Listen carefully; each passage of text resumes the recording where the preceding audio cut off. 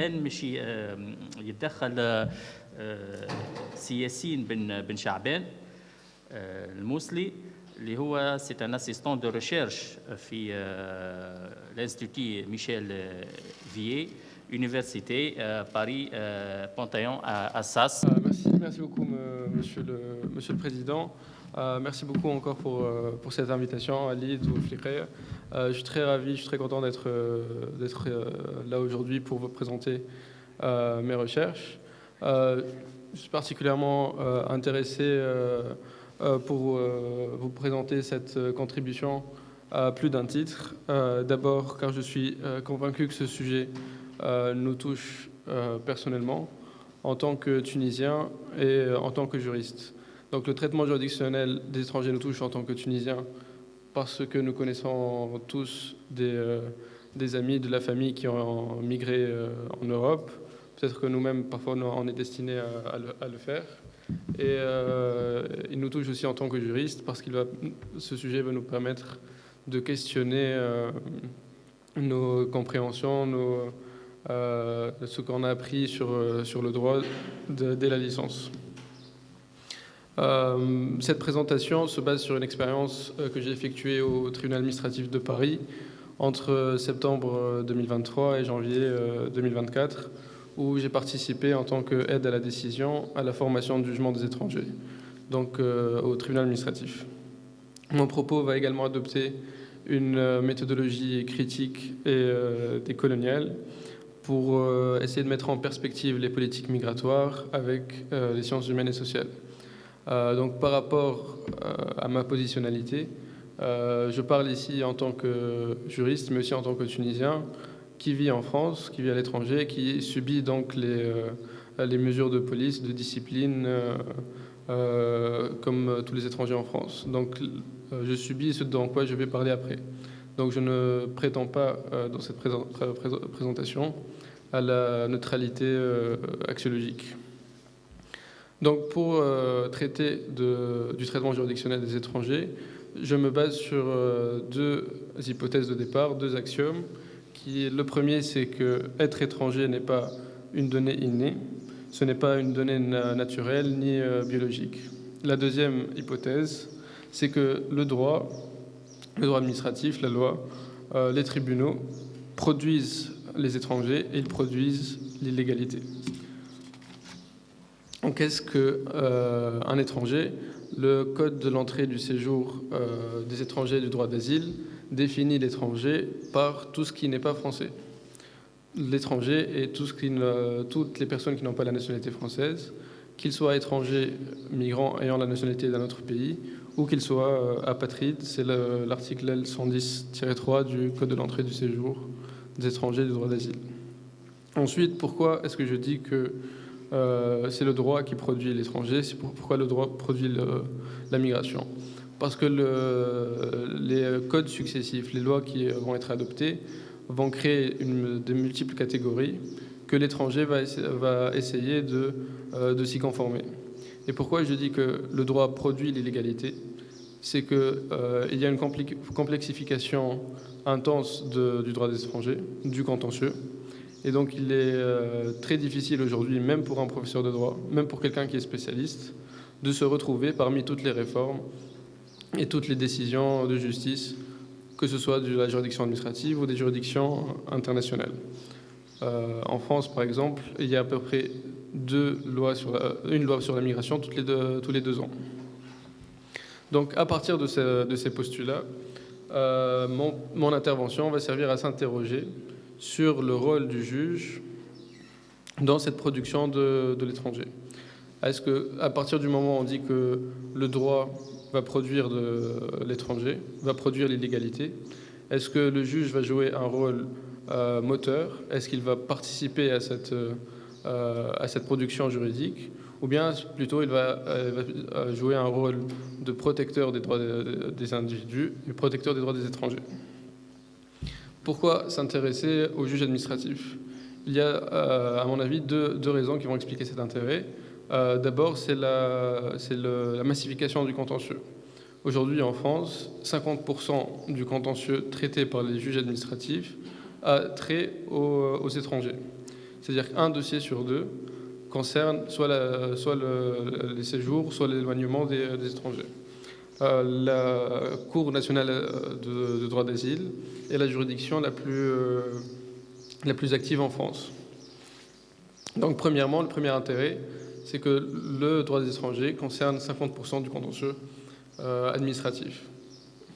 Le deuxième intérêt, il est plus académique, il est plus théorique, c'est que le juge administratif va essayer de fondre sa légitimité sur la protection des libertés. Il va prétendre être le gardien de l'état de droit et le protecteur des droits et des libertés.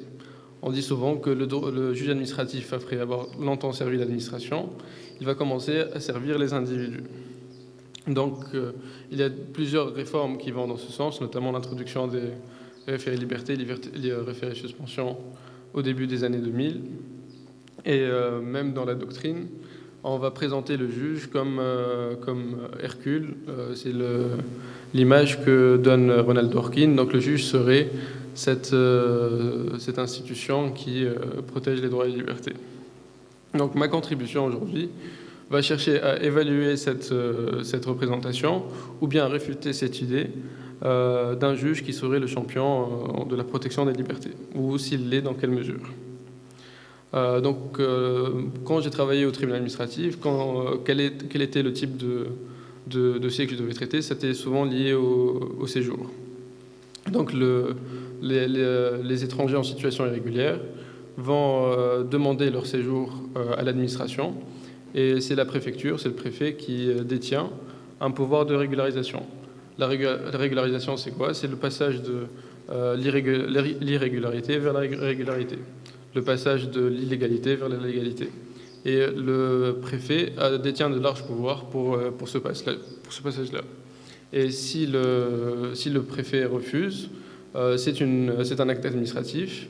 Il se présente sous la forme d'un document avec un seul document qui va avoir une multitude de décisions administratives. Il y a d'abord le refus de titre de séjour. Elle est souvent accompagnée, même automatiquement accompagnée en France, avec une obligation de quitter le territoire français, une OQTF. Ensuite, une décision fixant le pays de destination et parfois une interdiction de retour sur le territoire français. Donc, avec un seul document, il y a plusieurs décisions administratives et quand le juge va les contrôler, il va les contrôler une à une. Maintenant, la question qui va se poser, c'est quel régime juridique concerne ce contrôle juridictionnel. En droit administratif, donc on distingue entre le recours en excès de pouvoir et le recours de plein contentieux. Le recours en excès de pouvoir, il concerne le contrôle objectif de la légalité. Il va assurer un contrôle formel de la hiérarchie des normes. Chaque norme doit être valide en étant conforme à la loi qui lui est supérieure. Donc la décision administrative du préfet doit être conforme à la loi. L'autre type de recours, c'est le recours de plein contentieux, qui est davantage un recours subjectif, qui relève de la protection des droits, qui a connu un certain développement avec les contrats administratifs et la responsabilité. Donc dans le recours de plein contentieux, on oppose un droit à l'acte litigieux. Donc quand le juge administratif va contrôler le séjour, est-ce qu'il va utiliser les techniques du recours en excès de pouvoir ou bien les techniques du recours de plein contentieux? Dans l'arrêt 1982 Aldana Barrena, le Conseil d'État décide que pour les demandes d'asile, le juge de l'asile doit avoir recours au recours de plein contentieux. Il estime donc que le recours offert aux demandeurs d'asile relève du recours plein contentieux. C'est-à-dire qu'il va se prononcer lui-même sur le droit du requérant à une protection au titre de l'asile. Et ce positionnement se justifie car on suppose que les demandeurs d'asile subissent au risque de subir une persécution et qu'ils mériteraient donc un office du juge plus large, celui du recours plein contentieux. En revanche, pour les situations des étrangers en situation irrégulière, ce n'est pas le cas. Il s'agit plutôt du recours de l'excès-pouvoir. Et donc le juge va seulement avoir recours à un contrôle objectif de la légalité, sans forcément s'intéresser, sans rentrer dans les détails de et la complexité de la situation de l'étranger. Pourtant, quand on lit la sociologie, la psychologie, on relève, on note, on observe la difficulté que subissent les étrangers en situation irrégulière. C'est notamment un psychologue tunisien, El Galnewi, qui a beaucoup travaillé sur les effets néfastes de l'irrégularité sur la psychologie des migrants. Et le souci, c'est que le juge de l'excès de pouvoir, il est incapable, il n'a pas les outils pour bien traiter la complexité de cette situation. Et donc il y a une contradiction entre le caractère subjectif de la demande et la nature objective du recours.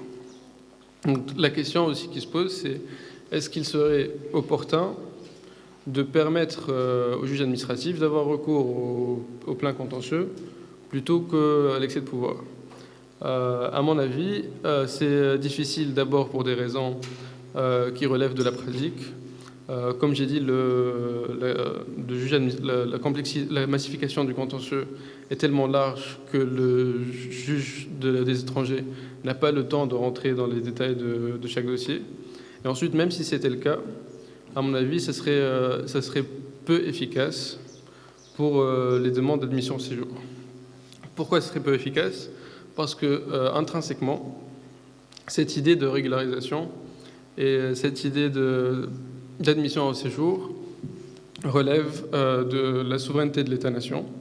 Et ce qui est inhérent à la souveraineté de l'État-nation, c'est le droit d'exclure les étrangers en situation irrégulière. C'est inhérent, c'est principalement relié donc, à la question de la souveraineté de l'État.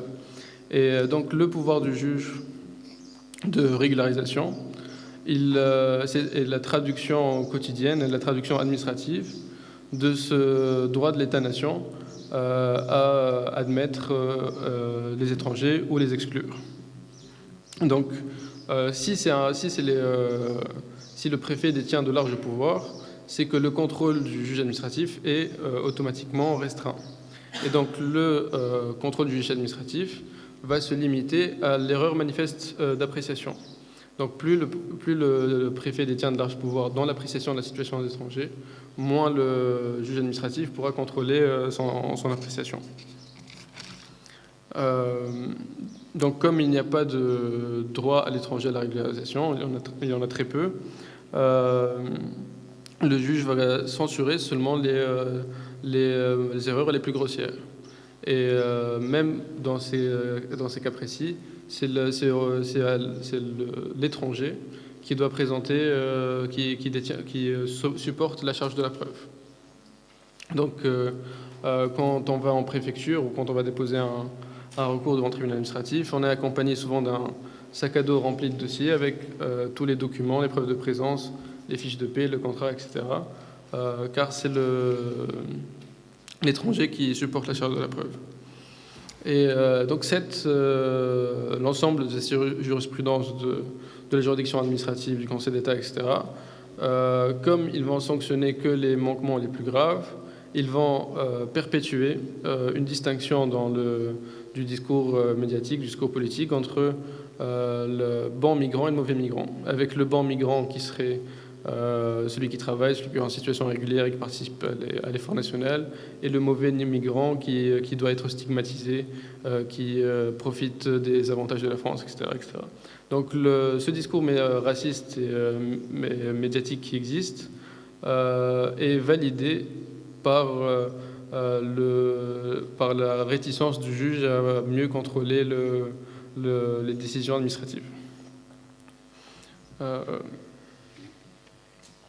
Ensuite, l'autre problématique, c'est l'objectivation que subissent les étrangers lors des subjectivations. Donc, quand on est un étranger, notre part de subjectivité est souvent détruite en face de la préfecture. Donc, en conclusion, il y a deux mythes ou deux mensonges que je souhaiterais remettre en cause. D'abord, le mythe juridictionnel d'un juge qui serait protecteur des libertés. J'ai dit c'est un discours fondateur du place du juge administratif et de son contrôle grandissant sur l'administration. Mais en réalité, quand on s'intéresse aux étrangers, les étrangers, ce sont les damnés de la terre, en quelque sorte, qui ne bénéficient même pas de ces discours de protection de la part du juge. Ensuite, l'autre mensonge, c'est le mensonge migratoire qui a été étudié en sociologie. C'est les migrants, quand ils sont à l'étranger, souvent ils vont développer un mensonge migratoire qui signifie que la vie à l'étranger est forcément plus facile, forcément meilleure, ce qui n'est absolument pas le cas, surtout en situation irrégulière. Et les étrangers ont tendance à masquer la difficulté de vivre à l'étranger, alors que quand on étudie la procédure administrative, que ce soit devant la préfecture ou devant le tribunal, on se rend compte combien il est difficile de régulariser sa situation, voire même si on est en situation régulière, il est difficile de trouver un travail, de trouver un contrat, tellement il y a des obstacles à l'embauche. Et pour finir, maintenant que j'ai parlé de la France et combien la France nous traite mal et nous accueille dans des conditions qui ne sont pas dignes, je ne peux pas m'empêcher de rappeler les discours de Kais Saied, notre président, qui participe lui-même à la frontiérisation, qui accepte d'être un agent actif de l'externalisation des frontières et qui valide au plus haut sommet de l'État les discours complotistes du grand remplacement. Et donc c'est particulièrement difficile pour nous, les étrangers tunisiens qui vivent en France ou ailleurs, d'abord de voir nos droits politiques réduits par le président, mais en plus qui valide lui-même les discours dont nous-mêmes nous subissons les effets à l'étranger. Merci beaucoup.